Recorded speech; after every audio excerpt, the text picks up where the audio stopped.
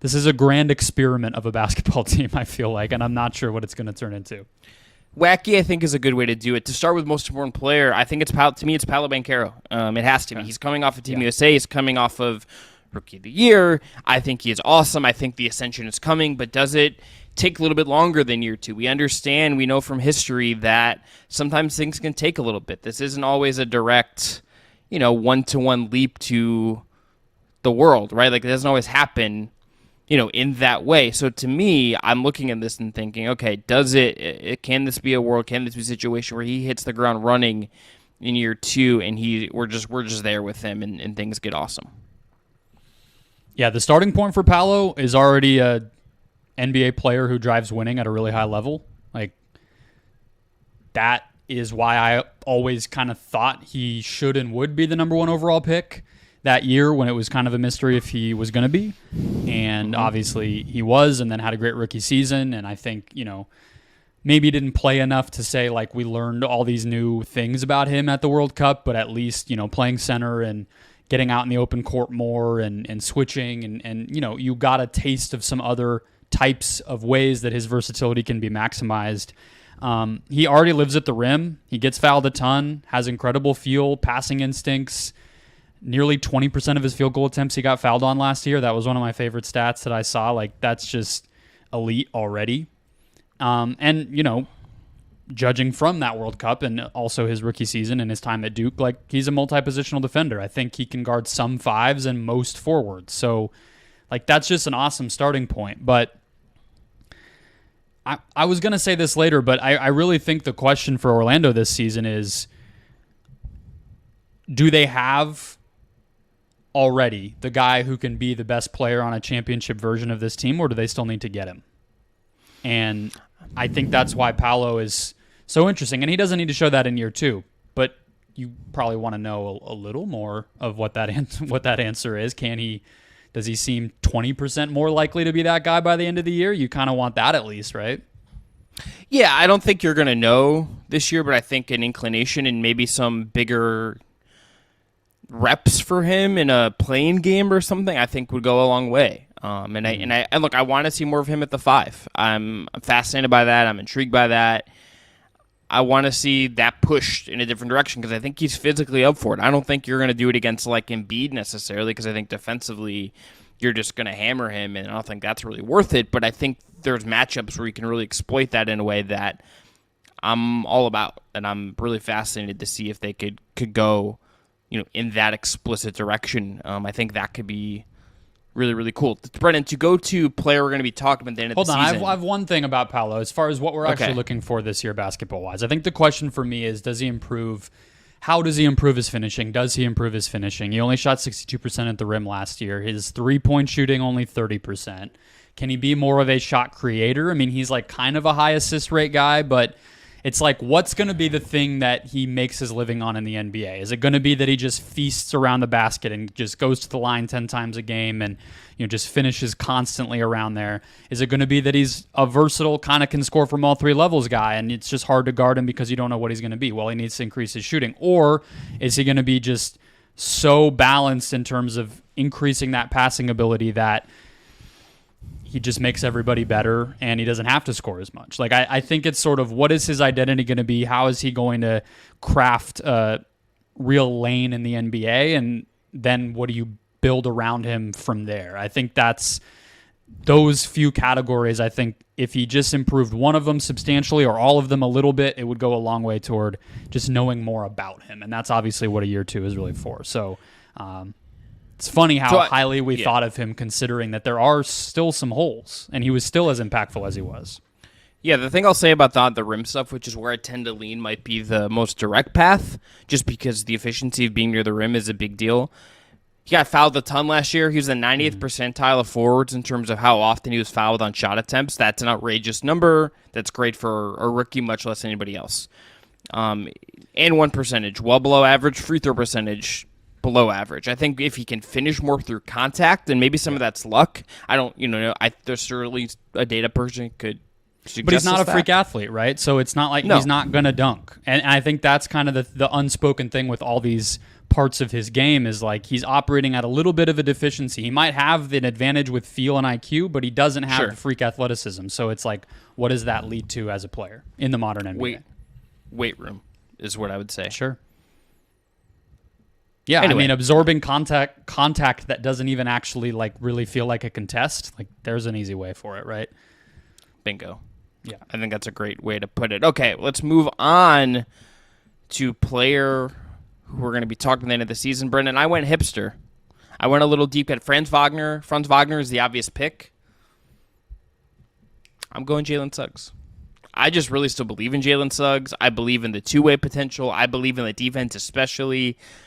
I just think this dude is going to scale up and be awesome, and I just tend to think he's going to be in the round of the NBA for a long time. Whether that's in Orlando, I think is a fair question. They just drafted another guard and all that stuff, but I just really like Jalen Suggs, and I think he's someone that I can absolutely continue to be and prove to be a winning player in this league. Yeah, I fully agree. We are, probably of anybody on this team, we've staked our kind of claim to being part of the Jalen Suggs stan base the most, and so that's part of why I didn't include him here. But as far as the shooting goes, which is really kind of the thing for him, it's the swing skill. It's absolutely the swing skill. And he was 77% from the free throw line as a rookie, 76% in college, and then declined a little bit to 72% last year, but also had fewer attempts and played similar amount of games, so I'm not going to read too much into the fluctuation. It's not like it dipped all that much. The interesting thing is his assist went down last year, but he was also part of a lot of their best lineups. So I tend to think, with players like that who are kind of a little bit of a Swiss Army knife, who don't do one thing all that great. I mean, I'm talking about on offense. On defense, he does a lot of things really great, but offensively, it's like if you're surviving on a lineup that succeeds, that's kind of all I need to see. And so I think he'll continue to get playing time. I think the fact that Anthony Black was drafted was a little peculiar. There is some overlap there in terms of just what their role is going to be. And obviously there was already overlap with Markelle Fultz.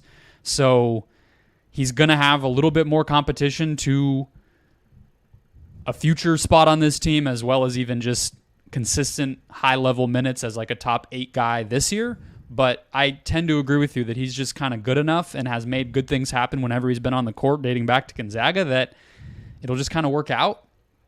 But this dude plays basketball like nobody else in the NBA. It doesn't even feel like he's playing the same sport as other people sometimes. He makes passes and takes shots that you just kind of know the rhythms of basketball, and then he shows up and you're like, okay, maybe not, and then he just blows stuff up defensively. And it's like, he just is a wild card in a really cool way.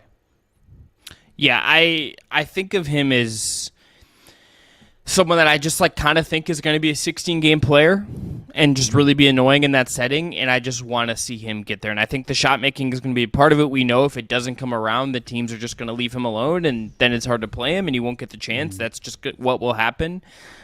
But I also just like him as a compliment to what Paolo and Franz are. I just think that skill set could be really valuable with those two guys, and I think if you have him defending these guards that are coming up in the league, and you see a Cleveland in the playoffs, the Knicks in the playoffs at some point, having Jalen Suggs to throw at Tyrese Maxey if you played Philly or something like that, or Dame if Damon's up Miami as we expect, and you play Miami in certain instances, even just on a night-to-night basis in the regular season, I think that's the kind of guy that can just be so additive for you on that end of the floor and make a opposing guard's life really annoying.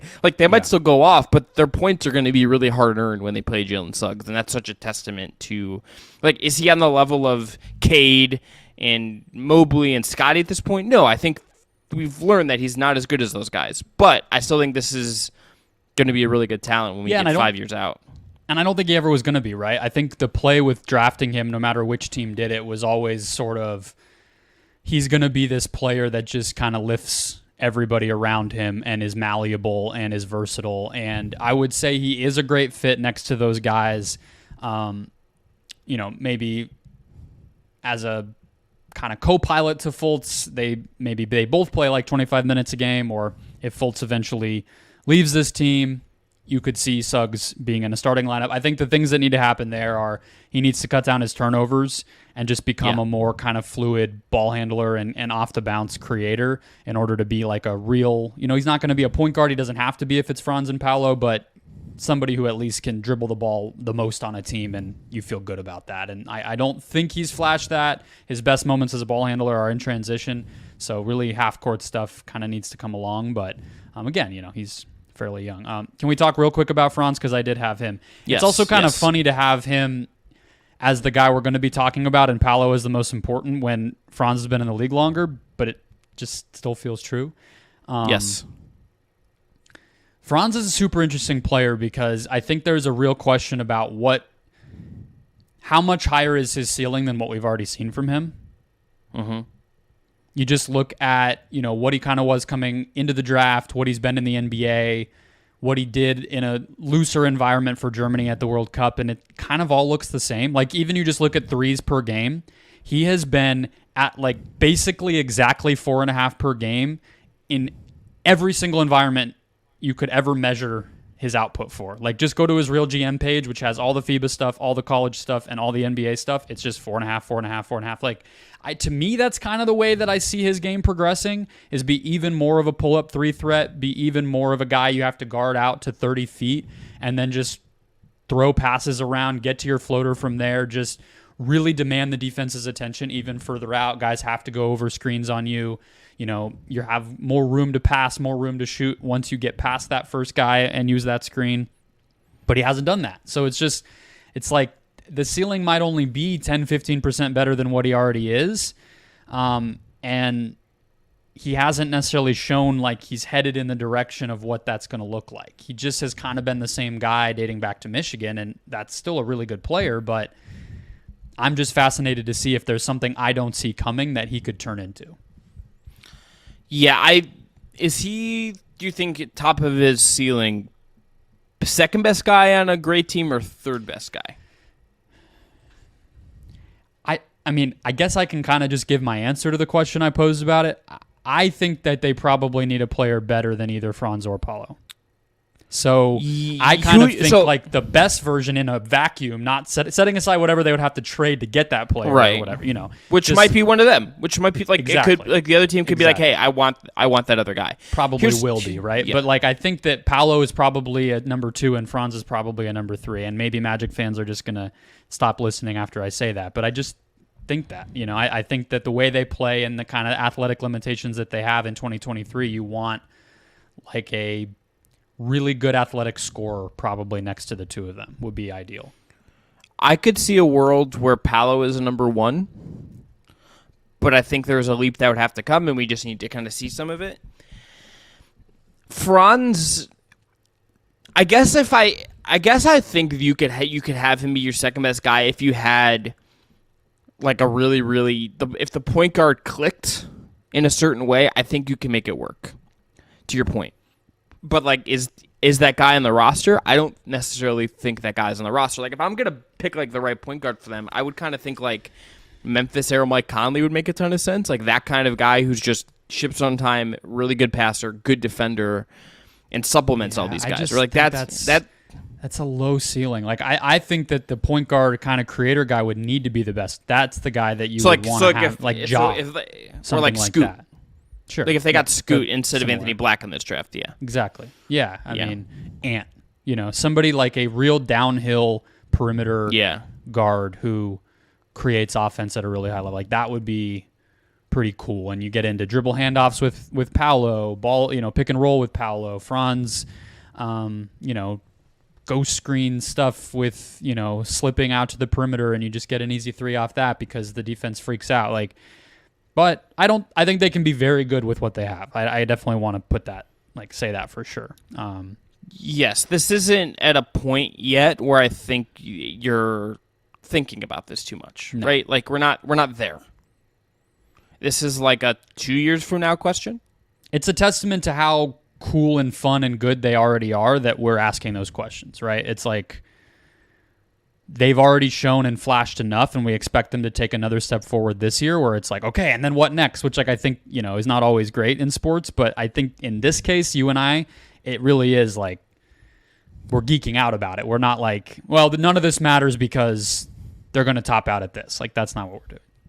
Yes. Okay. Let's move on to our next question. Best case, Brendon. To me, best lineup. Excuse me. Mm-hmm.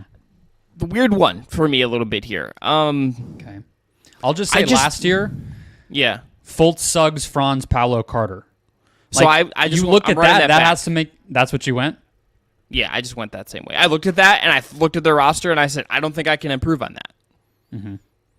But I mean, that has to make Orlando executives like over the moon. That's like basically our young core, and they were our best lineup. Like, let's go take shots. Like, that's wonderful, right? I mean, that's kind of what you want. So, all right, I'll do mine. My best lineup for the Orlando Magic this year: Markelle Fultz. I think you keep him in place from last year. He's improved the jumper. He's a great passer, good point of attack defender. I actually have Gary Harris. That's the one change from their best lineup last year that I would make. I think when he was out there, their offense really took a step forward, and they're going to need to improve their offense this year. If they keep him all season, he's going to be a shooter and spacer that helps them. I have Franz Wagner. I have Paolo Banchero. I think those are your two primary creators. Those are your two primary scorers. They need to keep getting reps, keep getting better, keep increasing the fear that they put in opponents as scorers and playmakers.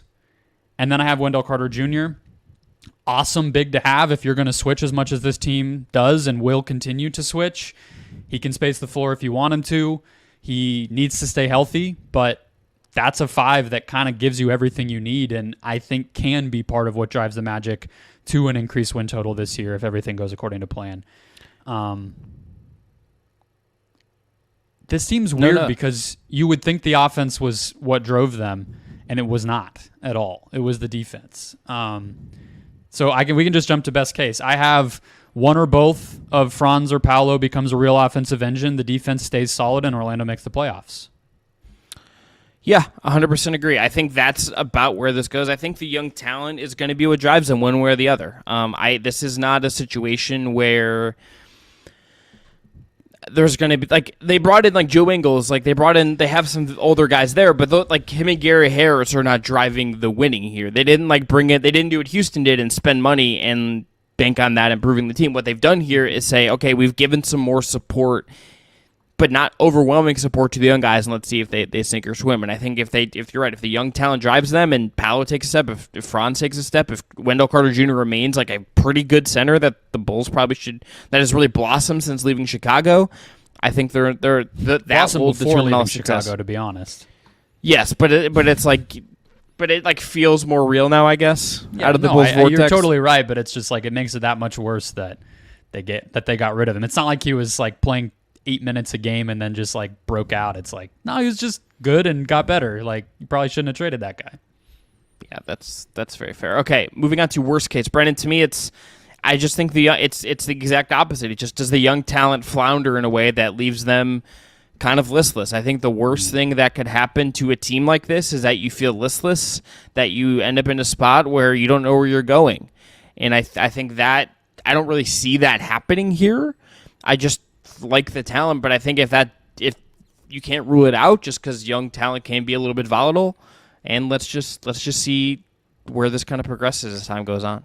Yeah, I think you have to say about their offseason, right, that they had an opportunity with cap space and assets, could have traded up in the draft, could have spent their money, could have tried to trade for a star. I mean, all these things were on the table. They did none of them, and you have the type of young core that may top out as being complementary. So these window years where you still have your assets, your picks, your money to spend do matter, long term. Yes. It is important. And so I think that probably contributes to a little bit of the weirdness about what to expect this season, because the team had an opportunity to take a step forward. We've heard all this stuff about pressure for this team, and then they just kind of ran it back.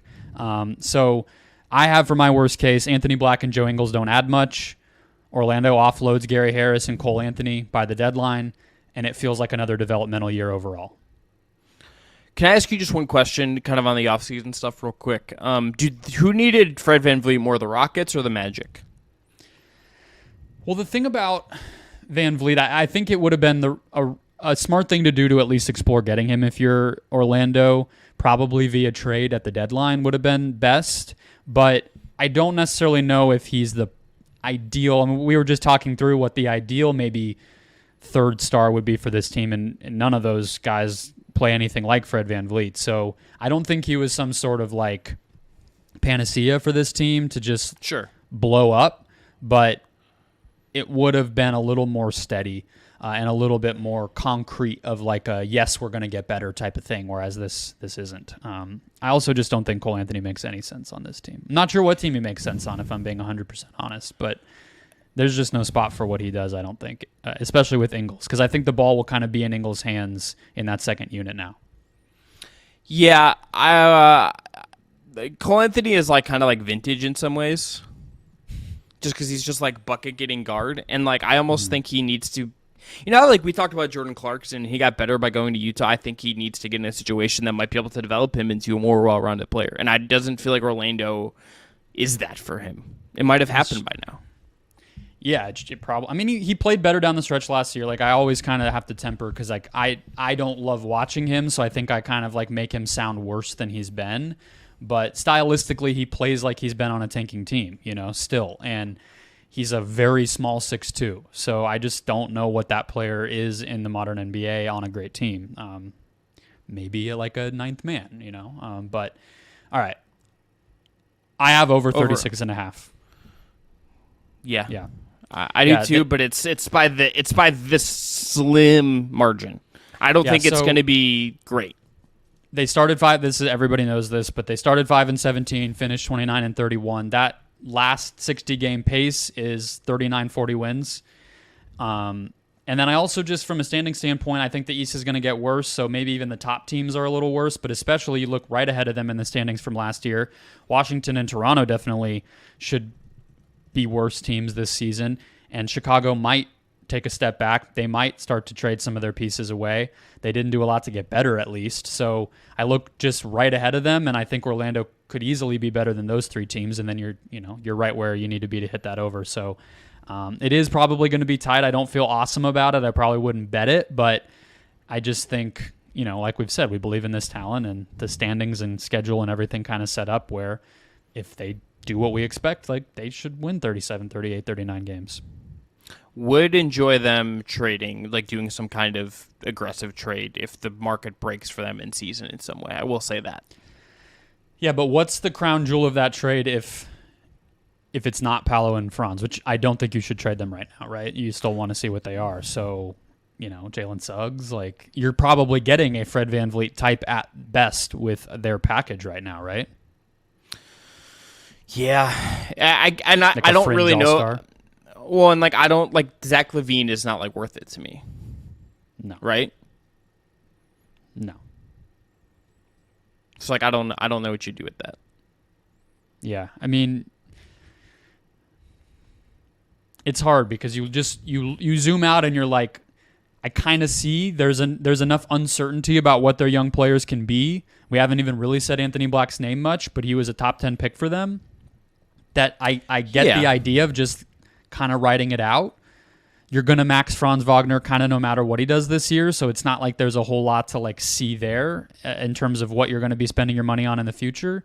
But I don't know. Maybe it's just, a little greedy. I would have liked to see them with some new toy, Yeah, I mean, there's a reason I think a year ago they were one of the some of the when you listen to NBA pods about Donovan Mitchell trades, they were like, could this be a team that trades for Donovan Mitchell? And I don't know who the next Donovan Mitchell to hit the market will be. You know what could be a fun one that's not a superstar, not a veteran superstar, but if Caden Ivey don't fit, Ivey on this team could be an interesting, fun one.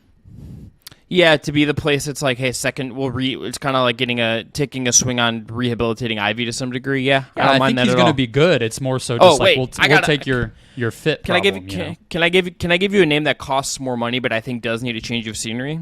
And you tell me if this is. And he's maybe not the passer you might want, but Colin Sexton. Yeah, floor raiser for the team probably, and he's kind of similar to Suggs, I guess. Better shooter. Way better shooter. I would rather have him than Cole Anthony, I think. Yeah. Is that fair? Yeah, it's a tough fit. No, you're absolutely right. I just think they have too many guards, period. So I'm not sure if replacing Cole Anthony is the ideal. It's kind of consolidate Yeah. all those guards into one thing, right? Like